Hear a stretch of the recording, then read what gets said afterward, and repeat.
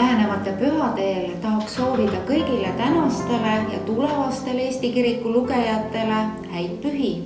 Tahan soovida, et selle suure pühade ettevalmistuste tuhinas, kiirustamise, tormlemise, organiseerimise juures me ei unustaks hetkekski, kelle auks me seda kõike teeme.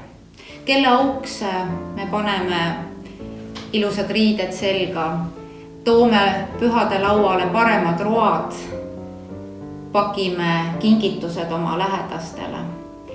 Ärme unustame, et see kõik toimub Jeesus lapse auksa.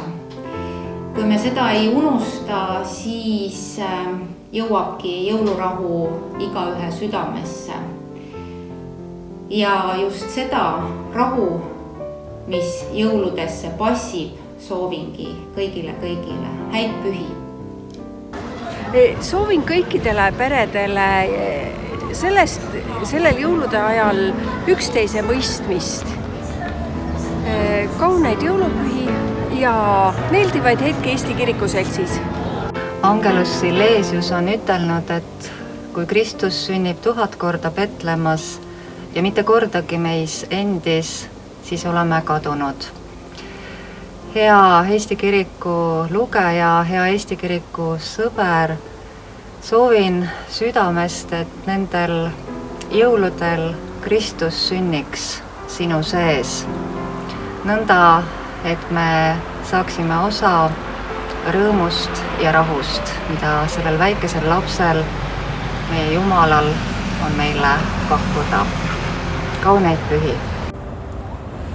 Kallis Eesti Kiriku lugeja, tervitan sind saabuvate jõulude puhul Tbilisist ja soovin õnnistatud jõulupühi. Maailmas on palju raskusi, kannatusi, lootusetust, aga Kristus on tulnud siia maailma selleks, et võita ära kannatused ja lootusetuse, anda meile lootust, rõõmu ja rahu südamesse.